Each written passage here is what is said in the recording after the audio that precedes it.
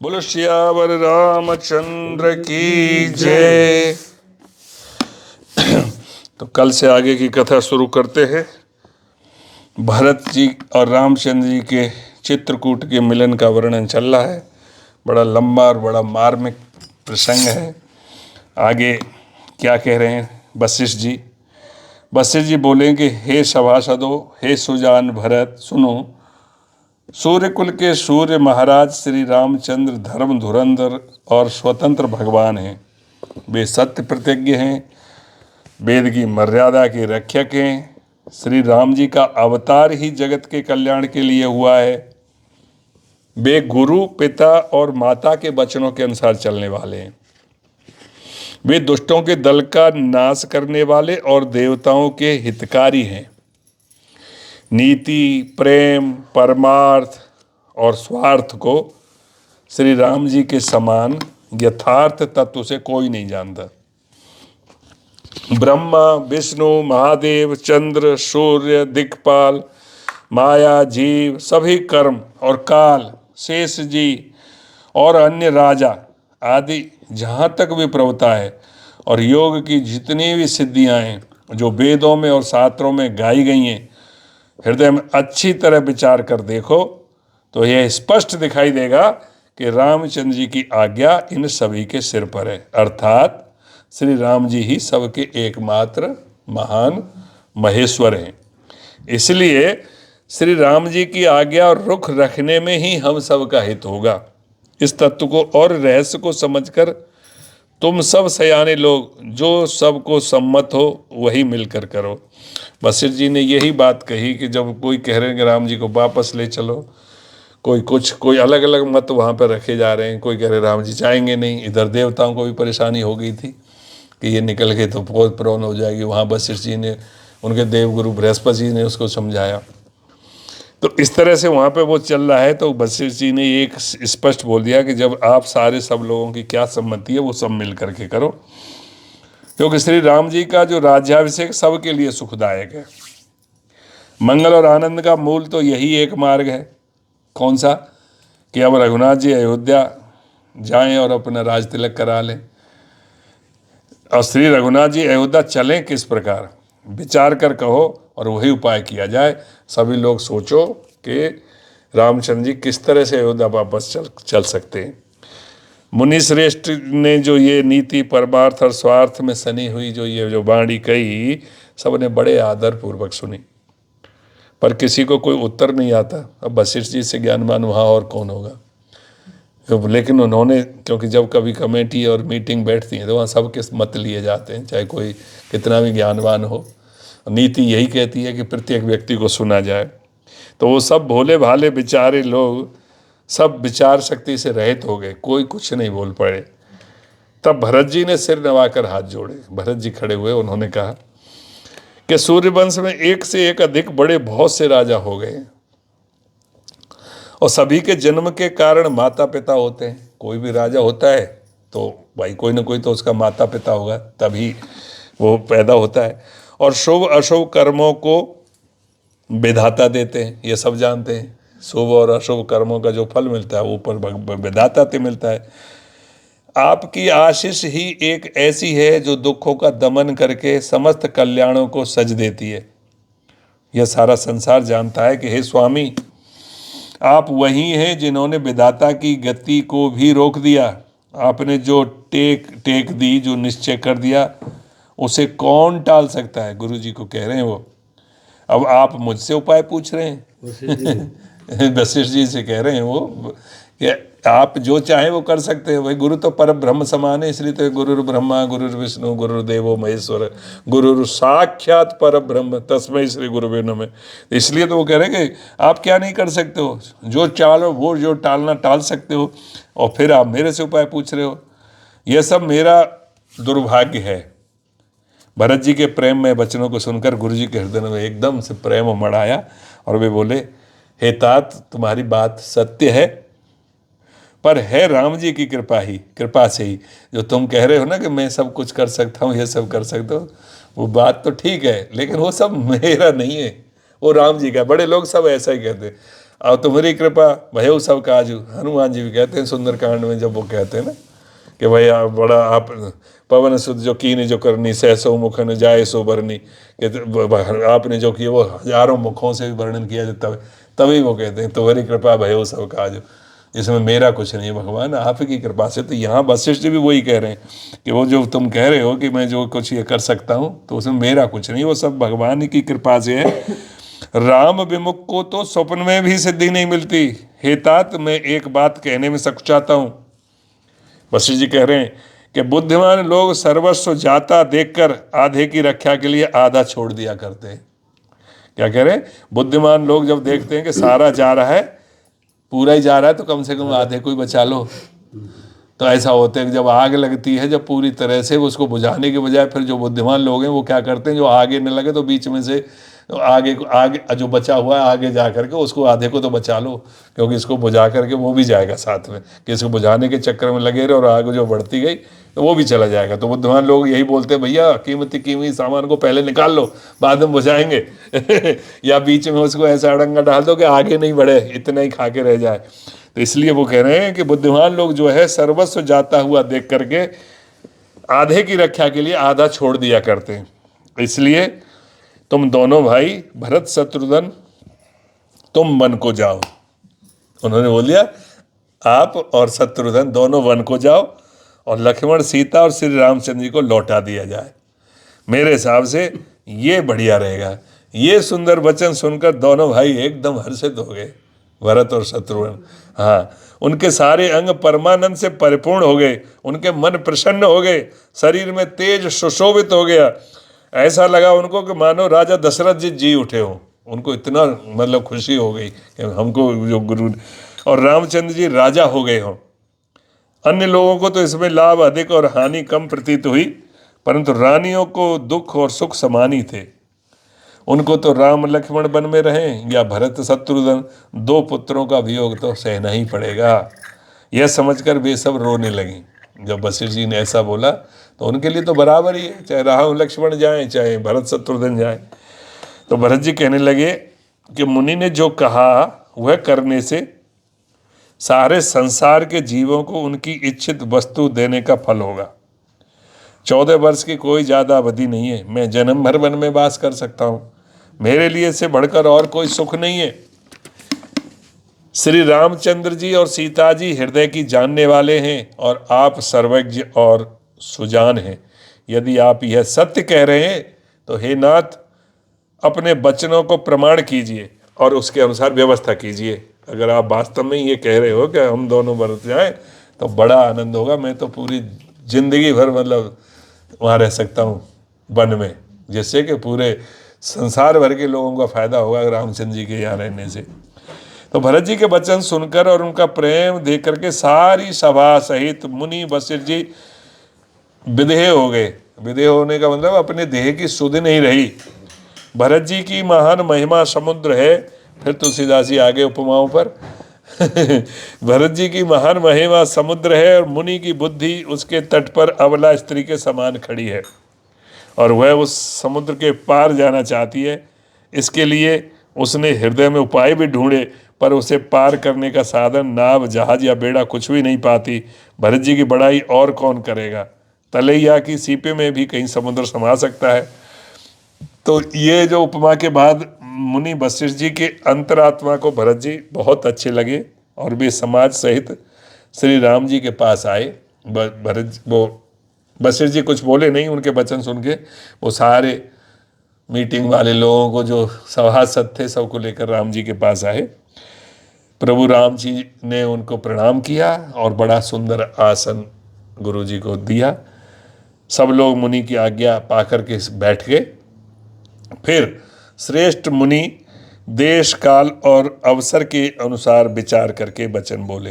यहाँ देश काल और अवसर के अनुसार विचार करके ही बोलना चाहिए। वही विद्वान लोगों की वो होती है, गुण होता है विद्वान लोगों का, कि कैसे समय पे कौन सी बात करनी चाहिए। कहीं पे कहीं मरण में गए हों और वहाँ पे हंसी मजाक करने लग जाए कोई, तो वो देश काल और अवसर के अनुसार नहीं होता है। तो इसलिए वो उसके अनुसार धर्म, नीति, गुण और ज्ञान के भंडार राम जी सुनिए वशिष्ठ जी कह रहे हैं उस समय पर कि आप सबके भीतर बसते हैं, आप हृदय चर चराचर मवई वांसो जीव को जीव भूत सनातन। कृष्ण गीता में कहते हैं कि सारा चराचर जगत मेरा अंश है। तो इस तरह से आप सबके हृदय के भीतर बसते हैं और सबके भले बुरे भाव को भी जानते हैं, जिसमें पूर्ववासियों का, माताओं का और भरत का हित हो, वही उपाय कीजिए। वशिष्ठ जी ने बॉल जो है राम जी के कोर्ट में फेंक दी। पहले भरत जी के पास आई, फिर वशिष्ठ जी के पास आई। वशिष्ठ जी बोले कि मैं क्या करूं। राम जी को ही बोलते कि इससे बड़ा यहाँ पे तो और कोई सर्वज्ञ है नहीं, इनसे बड़ा, सॉरी मैं इनसे बड़ा। आर्त दुखी लोग कभी विचार कर नहीं कहते, जुआरी को अपना ही दाव सूझता है। मुनि के वचन सुनकर श्री रघुनाथ जी कहने लगे, हे नाथ, उपाय तो आपके ही हाथ है। आपका रुख रखने में और आपकी आज्ञा को सत्य कहकर प्रसन्नतापूर्वक पालन करने में ही सबका हित है। पहले तो मुझे जो आज्ञा हो मैं उसी शिक्षा को माथे पर चढ़ाकर करूं। जो आपने कहा कि मेरा वहाँ पे हित है अयोध्या में रहने का, तो आपकी आज्ञा को सत्य कहकर प्रसन्नतापूर्वक पालन करने में सबका हित है, तो मैं फिर वही करूँगा जो आप कह रहे हैं, उसी शिक्षा को माथे पर चढ़ा करके करूँगा। फिर हे गोसाई, आप जिसको जैसा कहेंगे वह सब तरह से सेवा में लग जाएगा, जैसे आप जो आज्ञा देंगे वो आपकी आज्ञा में लग जाएगा। तब मुनि वशिष्ठ जी कहने लगे, हे राम, आपने बिल्कुल सच कहा, पर भरत के प्रेम ने विचार को नहीं रहने दिया। भरत का प्रेम बार बार मेरे के विचारों को खत्म कर देता है, क्योंकि वो जो विचार के हिसाब से जो समय और देश काल के अनुसार जो कहना चाहिए, वो भरत का प्रेम बीच में आड़ा जाता है। इसलिए तो उन्होंने ये कहा था कि अब ये भरत शत्रुघ्न वहाँ चले जाए, और वहाँ के भरत का ही तो ज़्यादा, वो जो इतने आज समाज को लेके यहाँ आए और इसी से तो लेके आए कि राम जी को लौटा के लाएंगे। इसलिए मैं बार बार कहता हूँ कि मेरी बुद्धि भरत की भक्ति के बस में हो गई है। बुद्धि काम नहीं कर रही, और मेरी समझ में तो भरत की रुचि रखकर जो कुछ किया जाएगा, शिव जी साक्षी हैं, वो सब शुभ होगा। इसलिए मेरी बुद्धि काम नहीं करी, और मेरे को तो ऐसा ही लग रहा है कि भरत की जो रुचि को ऊपर रखा जाए सबसे ऊपर, तो शायद वो सबसे ठीक होगा। पहले भरत की विनती आदर पूर्वक सुन लीजिए, फिर उस पर विचार कीजिए। तब साधु मत, लोक मत, राजनीति और वेदों का निचोड़ निकालकर वैसा ही उसी के अनुसार कीजिए। भरत जी पर गुरु जी का स्नेह देखकर श्री राम जी के हृदय में विशेष आनंद हुआ, और भरत जी को धर्म धुरंधर और तन मन वचन से अपना सेवक जान करके श्री रामचंद्र जी गुरु की आज्ञा के अनुकूल मनोहर, कोमल और कल्याण के मूल वचन बोले। उन्होंने कहा कि भाई देखो, उनकी बुद्धि से मेरी बुद्धि काम नहीं कर रही, उतना वो है, तो पहले आप भरत की वो जान लीजिए इच्छा। उसके बाद तब रामचंद्र जी बोले कि हे नाथ, आपकी सौगंध और पिताजी के चरणों की दुहाई है, मैं सत्य कहता हूँ कि विश्व भर में भरत के समान जैसा भाई कोई हुआ ही नहीं। और जो लोग गुरु के चरण कमलों के अनुरागी हैं, वे लोक में लौकिक दृष्टि से भी और वेद में परमार्थिक दृष्टि से भी बड़भागी होते हैं। फिर जिस पर आप गुरु का ऐसा स्नेह हो, उस भरत के भाग्य को कौन कह सकता है। छोटा भाई जानकर भरत के मुंह पर उसकी बड़ाई करने में मेरी बुद्धि सकुचाती है, क्योंकि भरत जी वहीं थे। फिर भी मैं तो यही कहूँगा कि भरत जो कुछ कहे वही करने में भलाई है। ऐसा कहकर श्री रामचंद्र चुप हो गए। अब भरत जी के कोर्ट में आ गई बोल। मतलब कोई ये कहने का निर्णय नहीं ले पा रहा है, क्योंकि ऐसा असमंजस में फंसा हुए हैं कि इधर पिताजी के वचन है और यहाँ भरत जी का प्रेम और पूरे अयोध्या वासियों का प्रेम, जो इतने दुखी हैं। तो किया जाए तो क्या जाए। कभी इधर, अब गुरुजी भी बोल दिया कि भाई मेरी बुद्धि तो भरत जी के प्रेम के चकरा गई है, तो राम जी के ऊपर छोड़ दिया। राम जी ने बोल दिया भैया भरत जी तुम ही बोलो, क्योंकि भरत जी से बड़ा यहाँ कोई है ही नहीं। तब मुनि भरत जी से बोले। भरत जी ने जब देखा कि अब मेरे ऊपर ही आ गया है सब, अब वो क्या बोले देखो सुनो। भरत जी कहते हैं कि हे तात, सब संकोच त्याग कर कृपा के समुद्र अपने प्यारे भाई से अपने हृदय की बात कहो। मुनि बोले भरत जी को। तो मुनि के वचन सुनकर और श्री रामचंद्र जी का रुख पा करके गुरु तथा स्वामी को भरपेट अपने अनुकूल जानकर, जब देखा कि अब तो मेरी तरफ है पूरी तरह से, अब तो काम बन गया, ले चलते हैं वापस राम जी को। लेकिन देखिए क्या कहते हैं, सारा बोझ अपने ही ऊपर समझकर भरत जी कुछ कह नहीं सकते, वे विचार करने लगे। शरीर से पुलकित होकर वे सभा में खड़े हो गए। कमल के समान नेत्रों में प्रेमाश्रुओं की बाढ़ आ गई। वे बोले कि मेरा कहना तो मुनिनाथ ने कह ही दिया, जो कुछ मैं कह सकता वह उन्होंने कह दिया, अब इससे ज्यादा मैं क्या कहूं। अपने स्वामी का स्वभाव मैं जानता हूं, वे अपराधी पर भी कभी क्रोध नहीं करते, मुझ पर तो उनकी विशेष कृपा और स्नेह है। मैंने खेल में भी कभी उनकी रिस अप्रसन्नता नहीं देखी। जब ये बच्चे छोटे थे तो चारों भाई जब खेलते थे, तो ये भरत जी कह रहे हैं कि वहाँ खेल में भी देखा होगा, बच्चे जब आपस में झगड़ते हैं, एक दूसरे से गुस्सा हो जाते हैं, आपस में जो सेम एज के बच्चे होते हैं, तो कभी कोई हो जाता कभी हो जाता। तो वो कह रहे हैं कि मैंने खेल में भी कभी उनकी अप्रसन्नता नहीं देखी मेरे प्रति। बचपन से ही मैंने उनका साथ नहीं छोड़ा और उन्होंने भी मेरे मन को कभी नहीं तोड़ा, अर्थात मेरे मन के प्रतिकूल कोई काम नहीं किया। मैंने प्रभु की कृपा की रीति को हृदय में भली भांति देखा है, अनुभव किया है। मेरे हारने पर भी खेल में प्रभु मुझे जिता देते थे। जब वो खेल रहे हैं ना, उस समय पे बच्चे को जिता देते थे, जिससे मैं उसको प्रसन्नता हो। मम्मी की तरफ देख रही है तो हाँ, इनको खिलाने से बहुत प्रसन्न होती, तो हमारे बच्चे भी इनको जिता देते लूडो में। मैंने भी प्रेम और संकोच वश कभी आपके सामने मुंह नहीं खोला। प्रेम के प्यार से मेरे नेत्र आज तक प्रभु के दर्शन से तृप्त नहीं हुए, परंतु विधाता मेरा ये जो प्यार नहीं सह सका, विधाता को मेरा ये प्यार अच्छा नहीं लगा। उसने नीच माता के बहाने मेरे और स्वामी के बीच अंतर डाल दिया। मतलब भगवान को ये भी पसंद नहीं आया कि हम दोनों भाइयों में इतना प्रेम और हम उसके बिना रह नहीं सकते, और मेरी माता जी को वो निमित्त बना करके ऐसा कर दिया। यह भी कहना आज मुझे शोभा नहीं देता, क्योंकि अपनी समझ से कौन साधु और पवित्र हुआ है। जिसको दूसरे साधु और पवित्र माने वही साधु है। माता नीच है और मैं सदाचारी और साधु हूँ, ऐसा हृदय में लाना ही करोड़ दुराचारों के समान है। क्या कोदों की बाली उत्तम धान फल सकती है? यहाँ पे आ रहा है मुष्ट, जैसे कल आया था कि वो गांडर की ताती से कभी वो बन सकता है, तो यहाँ पे भी वही हो रहा है कि कोदों की बाली से उत्तम धान फल सकता है। क्या काली घोंगी मोती उत्पन्न कर सकती है? कहने का तात्पर्य यह है कि मैं उनकी कोख से पैदा हुआ हूँ, जो मेरी वो है, तो मैं कैसे साधु हो सकता हूँ। जो पेड़ होता है ना, जो ऐसा ही तो फल आता है उसमें, तो वो कहने का तात्पर्य मैं कैसे साधु हो सकता हूँ। स्वप्न में भी किसी को दोष का लेस भी नहीं है। मेरा दुर्भाग्य ही अथाह समुद्र है। मैंने अपने पापों का परिणाम समझे बिना ही माता को कटु वचन कहकर व्यर्थ ही जलाया। आते ही बोला था ना, जरी जीव न पड़े न कीरा, कुछ ऐसा करके मतलब चौपाई आई थी, कौकई को बोला था, उसका कोपड़ा फोड़ दिया उसके। वो तो बेचारी, वो तो निमित्त थी। मैं अपने हृदय में सब और खोज कर हार गया। मेरी भलाई का कोई साधन मुझे नहीं सूझता। एक ही प्रकार भले ही निश्चय ही मेरा भला है, वह यह है कि गुरु महाराज सर्व समर्थ हैं और सीताराम जी मेरे स्वामी हैं। इसी से परिणाम मुझे अच्छा जान पड़ता है। मुझे नहीं पता कि मेरा कल्याण किस में है। गुरु महाराज सर्व समर्थ हैं और सीताराम जी मेरे स्वामी हैं, इससे मुझे थोड़ा सा सांत्वना मिलती है।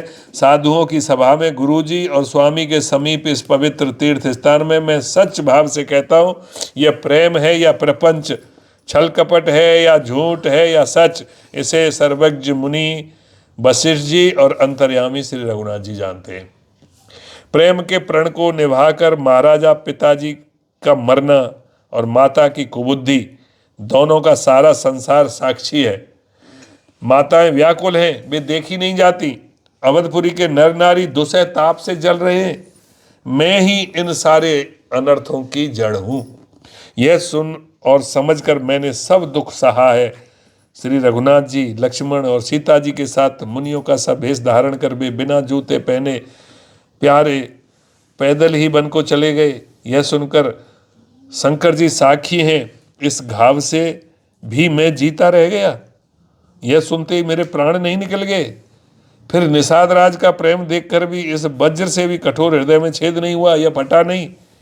अब यहाँ आकर सब आंखों देख लिया, यह जड़ जीव जीता रहकर तभी सहावेगा जिनको देखकर रास्ते की सांपनी और बीछी भी अपने भयानक विष और तीव्र क्रोध को त्याग देती हैं। वे ही श्री रघुनंदन लक्ष्मण और सीता, जिसको शत्रु जान पड़े उस कैकेयी के पुत्र मुझको छोड़कर दैव दुसह दुख और किसे सहावेगा। अत्यंत व्याकुल तथा दुख, प्रेम, विनय और नीति में सनी हुई भरत जी की श्रेष्ठ वाणी सुनकर सब लोग शोक में मग्न हो गए। सारी सभा में एकदम दुख छा गया, मानो कमल के वन पर पाला पड़ गया हो। तब ज्ञानी मुनि वशिष्ठ जी ने अनेक प्रकार की पुरानी ऐतिहासिक कथाएं कहकर भरत जी का समाधान किया।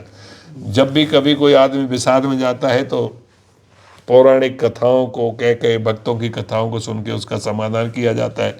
तो गुरु जी ने भी बहुत सारी ऐतिहासिक कथाएं सुनाई कि अब क्या हुआ, कैसे हुआ। ऐसे जैसे अब यहाँ ये समस्या आई है, ऐसी बहुत सी समस्याएं बहुत से राजघरानों में हुई हैं और उनको किस तरह से निपटाया गया वो सब उन्होंने सुनाई। फिर सूर्यकुल रूपी कुमुद वन के प्रफुल्लित करने वाले चंद्रमा श्री रघुनंदन उचित वचन बोले। जब इतना राज समाज पूरक तो भगवान राम जी बोले कि हे तात, तुम अपने हृदय में बेकार ही ग्लानि करते हो। जीव की गति को ईश्वर के अधीन जानो। ये जो सारा संसार चल रहा है वो भगवान के चलाने से चल रहा है, इसमें हम सब तो कठपुतली मात्र हैं। मेरे मत में भूत, भविष्य और वर्तमान तीनों काल और स्वर्ग, पृथ्वी और पाताल तीनों लोकों के सब पुण्यात्मा पुरुष तुमसे नीचे हैं।